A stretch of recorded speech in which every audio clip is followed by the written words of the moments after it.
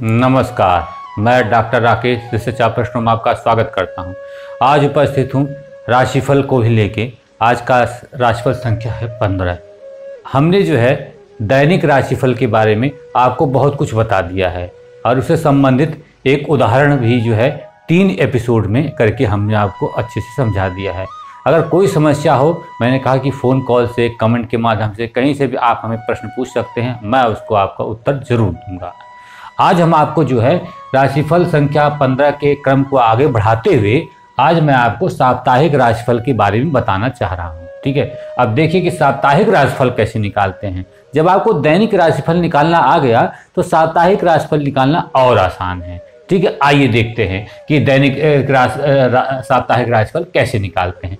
Same वही बात है कि चंद्र राशि से हम राशिफल देखते हैं, साप्ताहिक राशिफल भी हम चंद्र राशि से देखते हैं। दूसरा पॉइंट है कि चंद्रमा सप्ताह में जिन जिन भाव और राशियों में भ्रमण करता है उसी से साप्ताहिक राशिफल निकाला जाता है।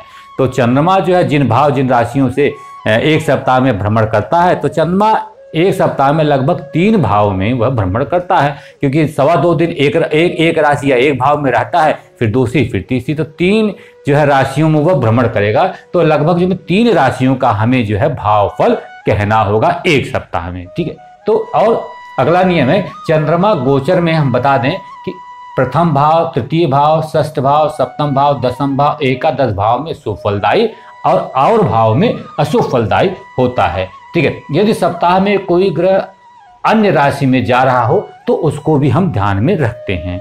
इसके साथ और नियम है।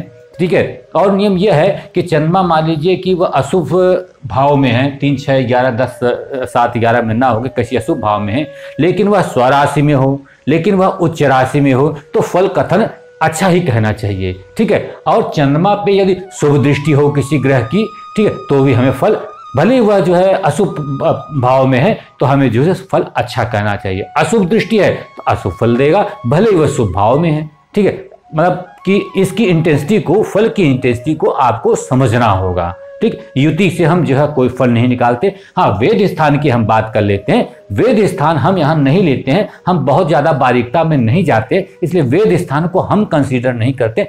आप कर सकते हैं, ठीक है, हमको अच्छा परिणाम बिना वेद के मिल जाता है, वेद स्थान को देखे तो हम जो है नहीं लेते, लेकिन लेने के लिए आप स्वतंत्र हैं। बारीकता, बहुत सारी बारीकता, तो हम तो यहाँ पे मोटी बातें करेंगे कि भाई हमारे सप्ताह भर में समय शुभ है अशुभ है, हम ऐसी बातें करेंगे, ऐसी चर्चा करेंगे। ठीक है, तो हमें इसी बात की चर्चा करनी है कि इस सप्ताह हमारा दिन कैसा रहेगा। ठीक है, हमें एक आकलन लेना है। तो अब ये तो रहे नियम, जो नियम की बात रही।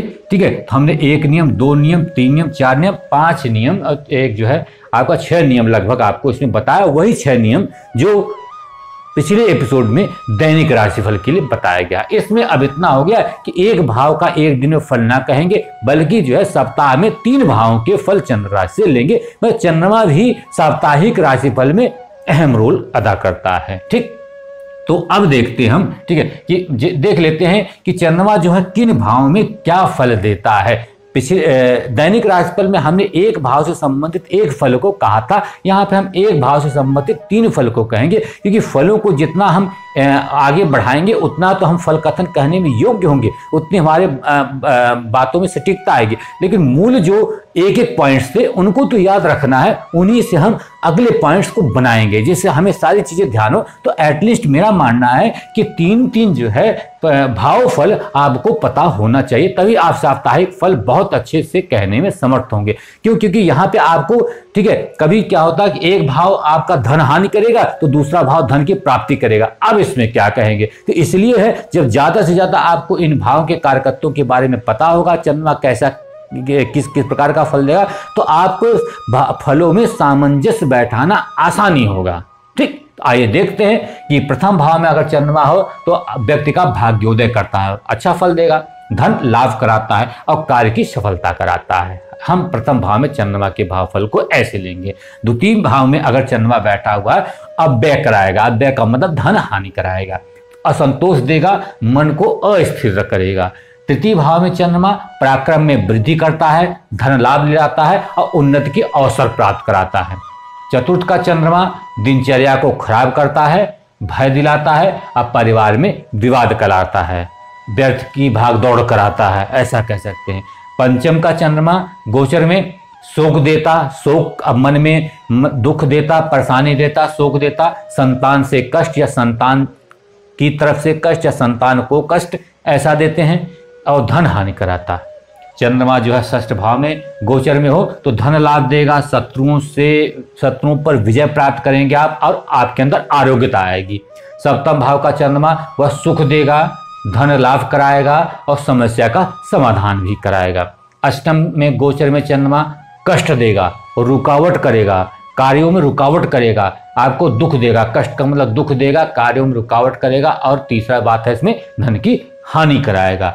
अब नवम भाव में चंद्रमा गोचर में अपयश देता, अपमान और रोग देगा और असफलता देगा, कार्यों में असफलता देगा, व्यापार में असफलता देगा, ऐसा कहेंगे। दसम का जो चंद्रमा होगा वो कार्य सिद्धि दिलाएगा, आपको मान सम्मान दिलाएगा और आपको निरोगी रखेगा। एकादश का चंद्रमा आपके अंदर जो है प्रसन्नता देगा, धन लाभ दिलाएगा और परिवार में सुख देगा, परिवार का सुख देगा आपको।